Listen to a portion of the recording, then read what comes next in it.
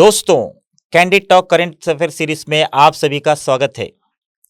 दोस्तों, prime minister Narendra Modi आजकल अरब दुनिया के साथ गहरी दोस्ती कायम करने के सिलसिले में बहुत सारे बातें करते हैं, लेकिन उसी वक्त जब हिंदुस्तान में मुसलमानों के साथ उससे ज्यादा नफरत क्यों बरसाते हैं। आज के एपिसोड में प्राइम मिनिस्टर नरेंद्र मोदी के इसी दोगलेपन के पीछे छुपी हुई पॉलिटिक्स को समझने की कोशिश करेंगे senior journalist S A Isaki sir के साथ। इसाकी सर, आपका बहुत बहुत स्वागत है स्टूडियो में। आपका भी शुक्रिया। सर, पहले इस बात का खुलासा कीजिए कि मुसलमानों को लेकर प्राइम मिनिस्टर नरेंद्र मोदी का ये दो तरह का रवैया क्यों? पर्टिकुलरली भारतीय जनता पार्टी जो कायम हुई थी वो हिंदुत्व के बेसिस पे, तो मतलब है कि वो लोगों को सिर्फ जो इंडिया में मतलब हिंदुस्तान में जो मेजॉरिटी कम्युनिटी है वो मेजॉरिटी कम्युनिटी को अपने तरफ मुतमईन कर लेना और उनके बलबूते पे इस देश को राज करना, इस देश पे राज करना मेन मकसद वो लोगों का यही था। इसीलिए इंडिया में जो 15% हो या 14% जितने भी मुस्लिम पॉपुलेशन है, जो भी उनका वोटिंग परसेंटेज है, उनसे इनको कोई सरोकार नहीं है। तो इसी सिलसिले में तो वो लोग यहाँ पे ख़ास करके इंडिया में जो भी मुसलमान हैं उनके तरफ कोई तवज्जो नहीं देते और उनके डेवलपमेंट के लिए, उन पे एजुकेशनल अपलिफ्टमेंट के लिए जो भी हैं उनके लिए कोई इक़दामात नहीं रहते। जो पॉलिटिकल स्टेटमेंट रहता वो अलग बात है कि भाई सबको हम एक ही नज़र से देखते, वो अलग बात है, लेकिन जो पार्टी का मेन एजेंडा जो है उसकी बुनियाद जो है जो पॉलराइजेशन ऑफ हिंदू वोट, मतलब जितने भी हिंदू वोट्स है वो पूरे एक तरफ हो जाना और वो मेजॉरिटी वोट कॉन्सेप्ट पे अपना पावर हासिल कर लेने का कॉन्सेप्ट पे ही भारतीय जनता पार्टी, मतलब ये अभी नहीं, इसका तो और आगे जाके अपन और डीपली डिस्कस करेंगे, फिलहाल तो ये मेन है। लेकिन सर्वाइवल फॉर एग्जिस्टेंस, जब जीने के लिए आप कुछ करना ही पड़ता है, जब हिंदुस्तान को चलाना है, मेजॉरिटी कम्युनिटी की ज़रूरत भी पूरे करना है, तो आपको कई चीज़ें दूसरों के ऊपर डिपेंडेंट होना पड़ता है। ख़ास करके gulf countries, oil rich countries हैं, जो ऑयल एक्सट्रैक्शन कंट्रीज बोलो, तो ऑयल एक्सपोर्ट कंट्रीज बोलो, जो भी बोलो, जहाँ पे से जो क्रूड ऑयल जो तेल मिलता है वो तेल के बुनियाद पे इनके साथ में जो है भाईचारा कायम करने का एक डिप्लोमेसी बना के ये लोग चल रहे हैं। लेकिन ये चीज़ वो मुस्लिम ममालिकत के जो भी लीडर्स है, मतलब कंट्रीज़ के लीडर्स है, लोगों को सबको भी मालूम है। तो यहाँ पे दो तीन चीज़ें ये है कि भाई जितने भी गल्फ़ बेस्ड कंट्रीज़ हैं, मतलब यूएई, सऊदी अरेबिया, ये जो इसमें कतार, ये जो कंट्रीज़ है, ये लोग कभी भी खुल के जो है इंडियन पॉलिसीज़ के ऊपर कोई स्ट्रांग रिजेक्शन या नहीं तो स्ट्रांग ऑब्जेक्शन रेज करना ये लोग नहीं रहते। मगर यही टाइम पे थोड़े और मुस्लिम कंट्री से, टर्की और 2-3 मुस्लिम कंट्री से, वो लोग खुल के जो है जो भी हिंदुस्तान के मुसलमानों के साथ कोई ज़्यादती हो या पॉलिसीज़ कुछ ठीक हो, क्योंकि जब से भारतीय जनता पार्टी की रूलिंग आई हुई है, जब से जो है ये टर्की और दूसरे चीज़ें, अब पाकिस्तान तो अलग बात है क्योंकि पाकिस्तान को हम दुश्मन के नज़र से देखते हैं। ये बाकी के कंट्रीज़ जितनी भी है, इसमें से मतलब गल्फ़ कंट्रीज़ छोड़ के, गल्फ़ कंट्रीज़ में भी 1-2 एक्सेप्शंस हैं, क्योंकि मैं वो पूरा लिस्ट नहीं पढ़ना चाह रहा हूँ। तो इसमें से टर्की वगैरह जो है ये खुल के हिंदुस्तान के पॉलिसीज़ को क्रिटिसाइज़ करना, उनके ऊपर जो है आवाज़ उठाना करते हैं। लेकिन ये लोग जो है थोड़ा-सा एहतियात बरतते हैं कि भाई इंडियन पॉलिसी, ये लोगों के साथ सिर्फ रिलेशन जो भी चल रहा है, ये जो जहाँ पे मतलब गल्फ़ कंट्रीज़ को भी इंडिया के साथ से कोई ख़ास करके फूड ग्रेन्स वगैरह जो है यहाँ से वो लोग इंपोर्ट करते, ये जो रिलेशंस है उसीलिए वो कॉन्फ्रंटेशन को नहीं आते वो कंट्रीज़। तो वो जाके जो है वहाँ पे, यहाँ पे तो नफ़रत की नज़र से देखते, वहाँ पे जाते गले मिलते, पप्पी देते, शेक हैंड से थे। ये पूरा जो है इंटरनेशनल, मतलब इंटरनेशनल स्टेज पे, डायस पे एक पिक्चर ये करना कि भाई we are minority friendly government हम चला रहे बोल के, मगर माइनॉरिटीज़ के साथ में, नॉट ओनली मुस्लिम्स के साथ में, माइनॉरिटीज़ अदर कम्युनिटीज़ जो भी है माइनॉरिटीज़ कहा जाते हैं, उनके साथ में भी ये लोगों का रवैया थोड़ा सा सख्ती रहता है। और ख़ास करके क्योंकि हिंदुस्तान में हिंदू पॉपुलेशन के बाद में नेक्स्ट पॉपुलेशन बोले तो मुसलमानों का ही गिना जाता है, क्योंकि 15% तक है, और बढ़ा गया क्योंकि सेंसस तो 2011 हुए थे, अब तो ऑलमोस्ट 15 साल हो गए, अब शुरू होने वाले या शुरू हुए बोल के बता रहे थे। उसका कोई प्रोसेस तो चल रहा, मगर ऑफिशियल तौर पे कोई अभी कमेंसमेंट तो नहीं हुआ। वो अंदरूनी जो पहले इकदाम रहते वो तो पॉपुलेशन का चल रहा सेंसस का, तो 2011 के पॉपुलेशन के हिसाब से 15-14% जो हुआ, और अब बढ़ के रहता। This is one thing. लेकिन पर्टिकुलरली उनको मुसलमानों से कोई सरोकार नहीं है, और मुसलमानों का वोट वो लोगों को ज़रूरत नहीं है, और उनका मेन जो है मेजॉरिटी कम्युनिटी को खुश करना है।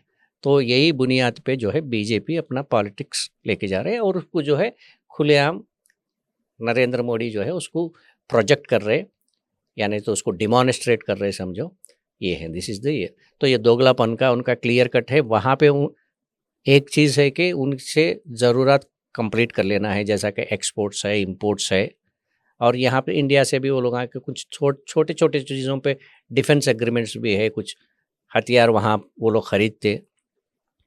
तो ख़ास करके इंडिया का रिलेशन तो मेनली कतार के साथ हो, सऊदी अरेबिया के साथ हो, जितने भी कंट्रीज हैं वहाँ से वो लोगों को ज़्यादा से ऑयल, तेल का रिश्ता है वहाँ पे। तो अब वो रिश्ता कायम करके रखना है। अगर तेल नहीं मिला तो इंडिया मुसीबत में आ जाती है। इंडिया मुसीबत में बोले तो मेजॉरिटी कम्युनिटीज़ मुसीबत पे आ जाती है उनके हिसाब से, उनके नज़रियात से। लेकिन जब तेल का भाव बढ़ गया या तेल मिलना ख़त्म हो गया, तो डेफिनेटली इंडिया में है सो हर एक शहरी को भी जो है मुसीबत सामना करना पड़ता। लेकिन ख़ास करके उनके नज़र में जो है सिर्फ वो फर्स्ट ग्रेड सिटीजन्स है। मुसलमान जो है, इंडिया का मुसलमान, इंडिया का माइनॉरिटी सेकेंडरी ग्रेड सिटीजन है। तो यही रवैया जो है यहाँ पे दिखाते हैं। लेकिन वहाँ जाने के बाद में मुसलमानों के साथ जो है बहुत हद से ज़्यादा प्यार बरसाते वहाँ पे, और उनके साथ में बैठते और उनके साथ में जो गले लगते हैं। यहाँ पे तो है टोपी पहनने के लिए भी उनको एतराज़ है, शेक हैंड हाथ मिलाने के लिए एतराज़ है। उन लोगों के नज़र में मुसलमान बोले तो सिर्फ वो गुजरात बेस्ड कोई पसमंदा मुसलमान जो भी वो लोग कम्युनिकेट करते हैं। ज़रूरत पड़े तो कुछ मुसलमानों के साथ है बोले तो उनके साथ ही मीटिंग वगैरह वगैरह सब ये होते रहता है। ये बीजेपी का एक स्ट्रैटेजी है, क्योंकि बाहर दिखाने का अलग, जैसा हाथी के दांत दिखाने के अलग, खाने के अलग, जैसा उन्होंने वहाँ पे जाके मुसलमानों के साथ पूरा हम हर चीज़ में जो है उनका टेक केयर कर रहे बोल के एक प्रोजेक्ट करने के वास्ते ये पूरा एक दिखावा है। तो सर आपकी बात में एक सवाल पैदा होता है, उसको मैं आपकी नॉलेज जानना चाहता हूँ, तो आपकी ताकि हमारे व्यूवर्स को भी वो मालूम हो कि सुब्रमण्यम स्वामी जो बीजेपी का सीनियर लीडर है, उन्होंने कई साल पहले ये बात नेशनल मीडिया के सामने कह दिए हैं कि हम ये चाहते हैं कि मुसलमानों को वोट हमें ज़रूरत नहीं है, हम ये चाहते हैं कि मुसलमानों को मुसलमानों से लड़ाए और 85% जो हमारे वोट है वो हमें मिले। तो ये डायरेक्ट वो स्टेटमेंट नेशनल मीडिया पे देने के बाद क्या मुस्लिम लीडर्स उसके ऊपर कोई चर्चा किए या कोई अपनी अपील किए पब्लिक के सामने, या फिर सो कॉल्ड लीडर्स वैसे के वैसे रह गए? ये तो सुब्रमण्यम स्वामी का स्टेटमेंट तो मेरे को थोड़ा थोड़ा धुंधला सा याद है, मगर और ख़ास करके मैं आपको पूरा आपका ये मंजर मैं आपको बताया था, तो वो लोगों को सिर्फ होना है सिर्फ 85%। ये बाकी के 15% के जो मुसलमान हैं उनसे कोई सरोकार नहीं है बीजेपी को, खास करके। और आप ये एसएआर आजकल तो जो एसएआर चल रहा, तो ख़ास करके जो बिहार के एसएआर के दौरान पूरा क्या हंगामा उठा था कि मुसलमानों के वोटों को जो है ख़ास करके वोटर लिस्ट से डिलीट किया गया। और सिमिलरली आपको याद है उत्तर प्रदेश के इलेक्शन के दौरान भी कई कई मुस्लिम इलाकों में जो है लोगों को आगे नहीं बढ़ने दिया और उनको वोट करने के वास्ते भी रोके, मारे करे, सब जो पोलिंग बूथ्स बंद कर दिए और ये सब चल रहा था ना। तो अब वो लोगों को ये क्लियर कट एक अंदाज़ा है कि भाई 85% में से जो है 60% या 55% भी या 52% भी उनके साथ में रहा तो हुकूमत उनके साथ में रहती।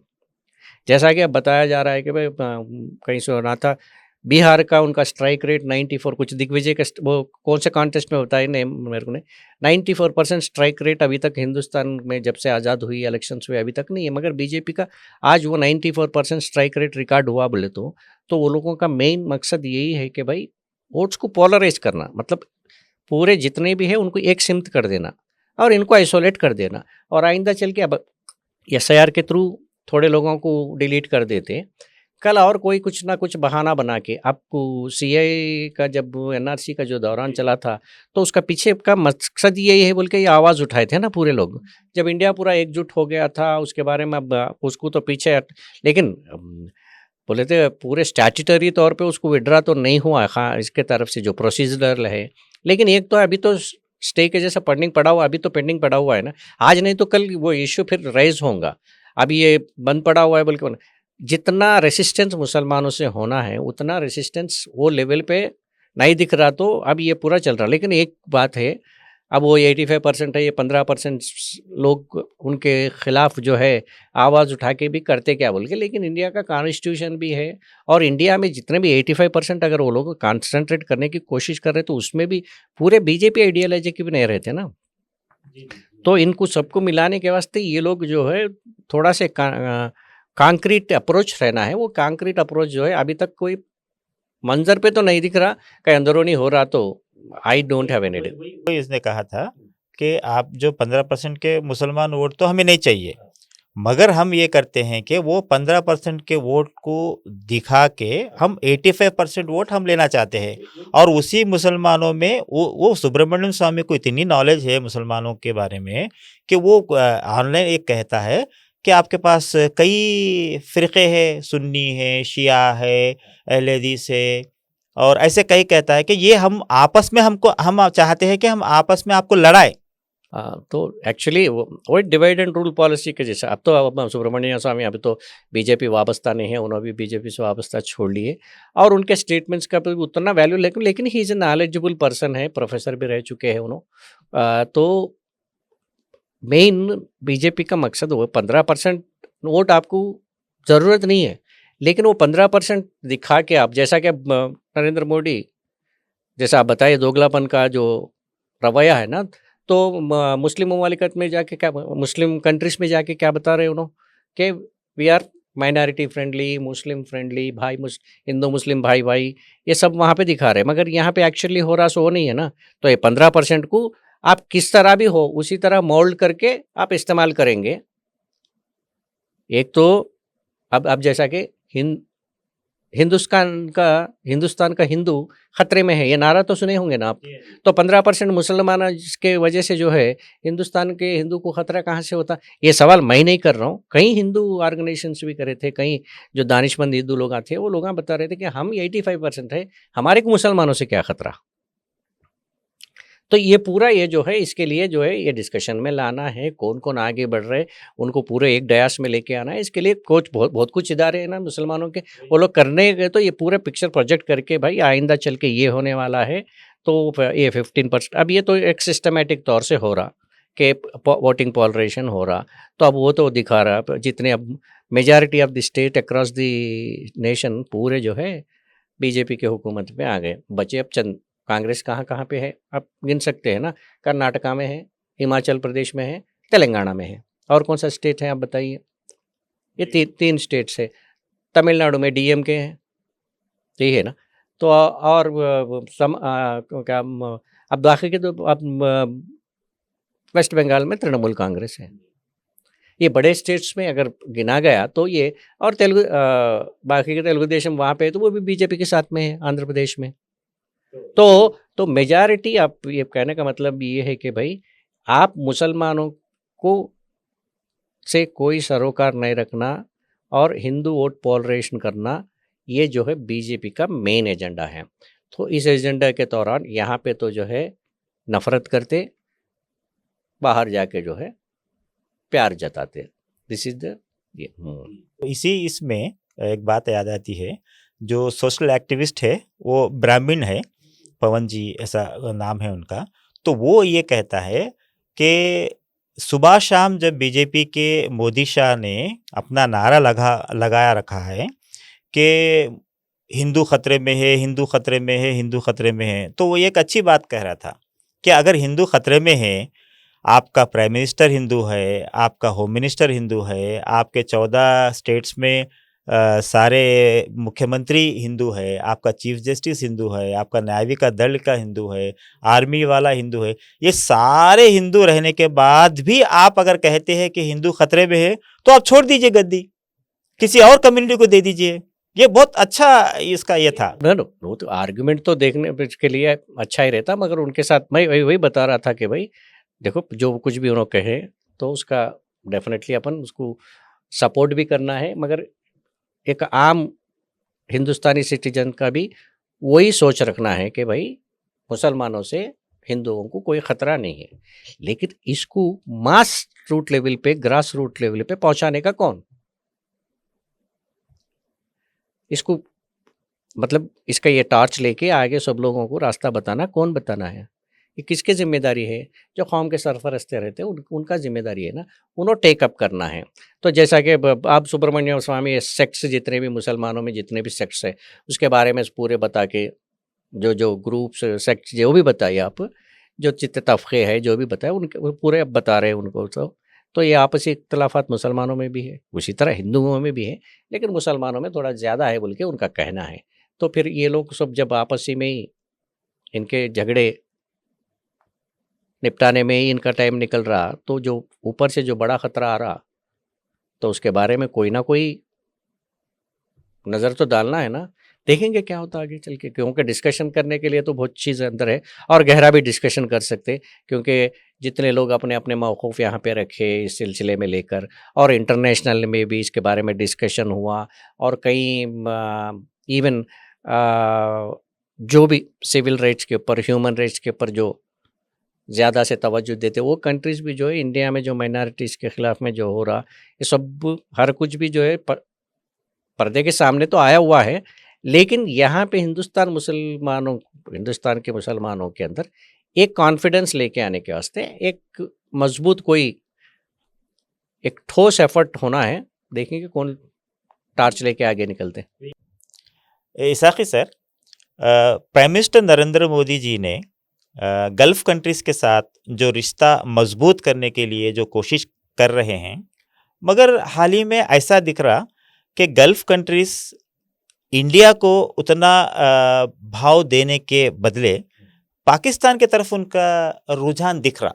तो हाल ही में एक्चुअली ये ट्रेंड तो दिख रहा है। रिसेंटली ऑपरेशन सिंदूर के बाद में, ऑपरेशन के सिंदूर के टाइम पे भी ये हुआ था कि भाई टर्की ओपनली आके पाकिस्तान को सपोर्ट करी थी। तो उसके बाद में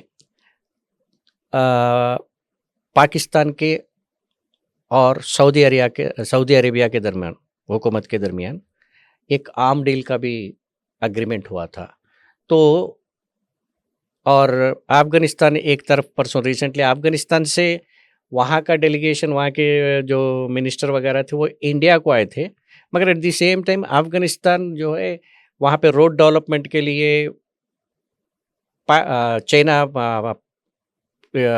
एक प्रोजेक्ट चल रहा है कि अफ़गानिस्तान से लेके चाइना को लिंक करते हुए एक रोड चल रहा है। तो अफ़गानिस्तान इधर से दोस्ती बढ़ा रही, मगर उधर चाइना के साथ में भी उसी तरह है। लेकिन ख़ास करके आप जैसा बताए कि भाई मुस्लिम कंट्रीज़ में पर्टिकुलरली सऊदी अरेबिया और पाकिस्तान के बीच में जो आर्म डील हुआ था, वो मेजर ये है, वो ख़ास करके इंडिया के डिफेंस से एंगल से देखा गया। तो उसके बारे में तो एक्सपर्ट्स बहुत ज़्यादा बात कर रहे हैं, मगर ये तो इंडिया को डायरेक्ट पाकिस्तान के तरफ से एक ये है कि भाई we are also in the race, हम भी, हमारे साथ भी जो है गल्फ़ कंट्रीज़ में, पर ख़ास करके सऊदी अरेबिया से, बाकी कंट्री से हमारा भी जो है दोस्ताना बहुत अच्छा है और गहरा है, बल्कि बताने का ये एक पॉइंट है।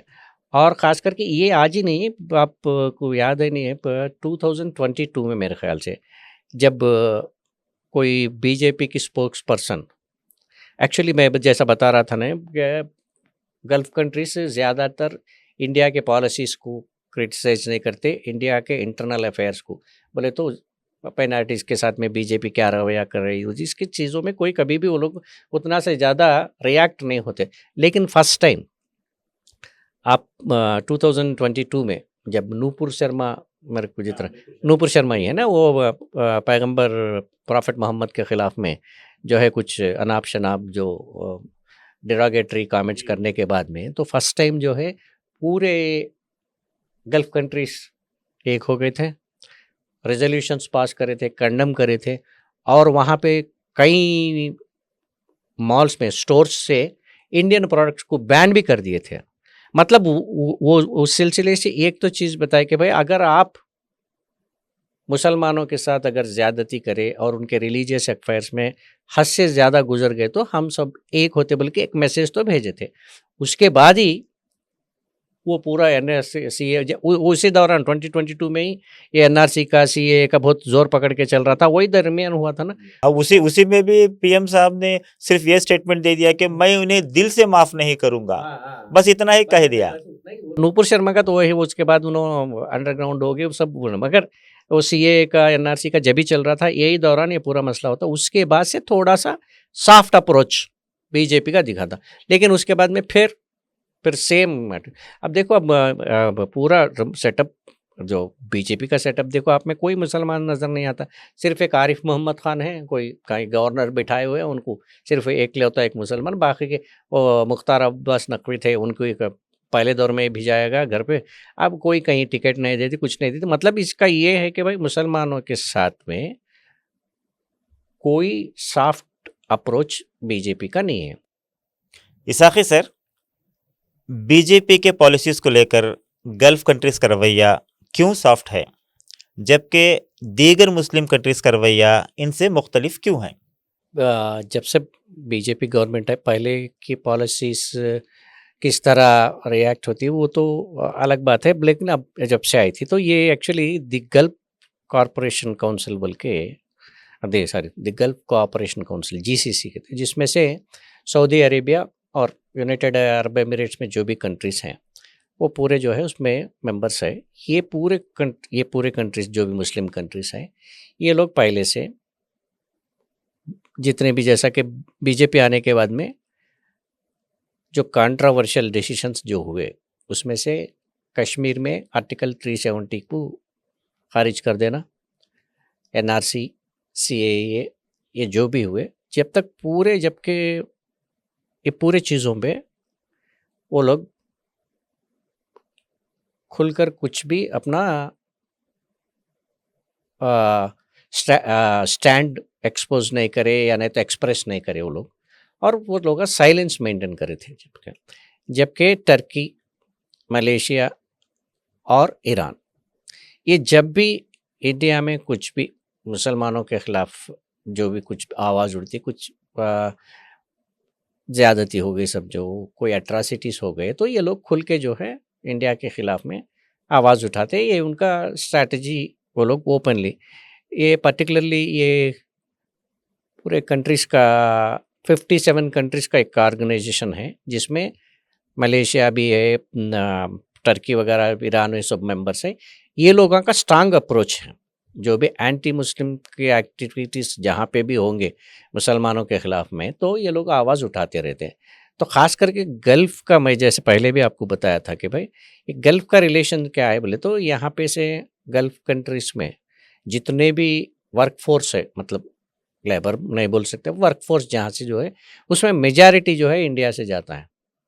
वहाँ पे जो भी डोमेस्टिक हेल्प रहने दो, दूसरे एमएसएम जो यूनिट्स है, जो इंडस्ट्रीज़ है, वहाँ पे जो वर्क फोर्स है, ये पूरा इंडिया के साथ में है। और इंडिया उधर से जो है तेल खरीदना वगैरह, और इंडिया से यहाँ से बहुत सारे प्रोडक्ट्स, फूड ग्रेन्स बहुत सारे जाते हैं। तो ये पूरा जो है इंटरडिपेंडेंट है ये लोग।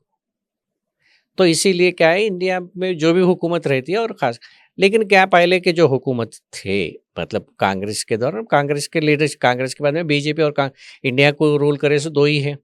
तो बीच में दो शॉर्ट पीरियड में जो जनता पार्टी का जो गवर्नमेंट का जो एक्सपेरिमेंट हुआ था 1970s के जो दरमियान, जब कब वो उसका शॉर्ट पीरियड छोड़ दिए तो बाकी का पूरा जो गवर्नमेंट्स चले थे तो उसमें से मेजॉरिटी बीजेपी और कांग्रेस के ही है, कांग्रेस लीडरशिप। जो कांग्रेस के दौरान जनरली कांग्रेस के ऊपर जो कांग्रेस को क्या कहते हैं, मुस्लिम अपीजमेंट, क्या मुस्लिम संतुष्टिकरण, क्या मुसलमानों को खुश करके जो है मेजॉरिटी लोगों को, कम्युनिटी को नेगलेक्ट करके मुसलमानों को जो है खुश करने के वास्ते कांग्रेस रूल करी बोल के वो जो क्रिटिसिज्म है कांग्रेस के ऊपर, और वो जो पहले से शुरुआत हुआ था तो उसको लेकर जनरली कांग्रेस के हुकूमत के दौरान इतना ज़्यादा एट्रासिटीज़ का तो मुसलमानों के ऊपर, और ये ख़ास करके इस तरह से जो मार्जिनलाइज कर देना, ऐसा तो एटीट्यूड नहीं था ना। तो जब सॉफ्ट के अप्रोच पूरे कंट्रीज करे होंगे तो उतना तो मेरे को तो इन डेप्थ में भी कहीं नहीं गए अपन। लेकिन यहाँ पे सो ये जो रिसेंटली जो 2014 से जो अब तक हुआ, तो इसमें ये तो एक क्लियर आपको दिख रहा कि इसमें से मुसलमानों के साथ ज़्यादती हो रही बोल के। तो इसमें ख़ास करके गल्फ़ कंट्रीज़ में जैसा बताया कि भाई सऊदी अरेबिया और यूनाइटेड अरब एमिरेट्स में जो भी कंट्रीज़ हैं वो लोग सॉफ्ट अप्रोच ही रहा। लेकिन अब फर्स्ट टाइम मैं जैसा बताया पाकिस्तान के साथ में डिफेंस एग्रीमेंट वगैरह वगैरह, अब ये लोग अभी खुल के बाहर आ रहे थे। और जैसा मैं इससे पहले भी बताया था कि भाई आप प्रॉफिट मोहम्मद के ऊपर जो 2000 उसमें हुआ, जब उसमें कुवैत और अदर कंट्रीज़ रेजोल्यूशंस भी पास करे थे, उनके कंट्रीज़ में जो अम्बासिडर्स थे खास करके ईरान वगैरह सब, वो लोगों को समन करे थे, वार्न करे थे, ये सब कुछ हुआ था ना।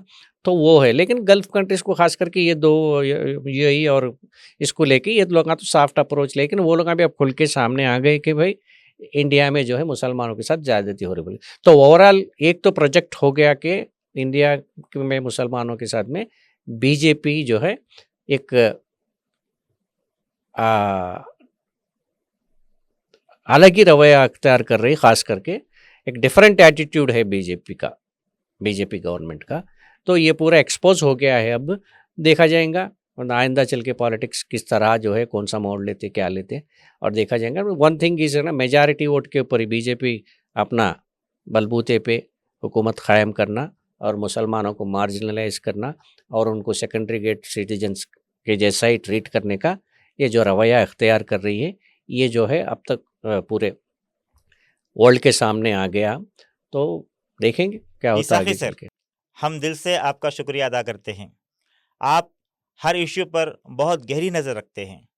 आपके साथ हमारा सफ़र सिर्फ डिस्कशन का नहीं बल्कि सोच और समझ का भी है। उम्मीद है कि आपका गाइडेंस और हमारा साथ ऐसे ही बना रहेगा। Thank you so much sir.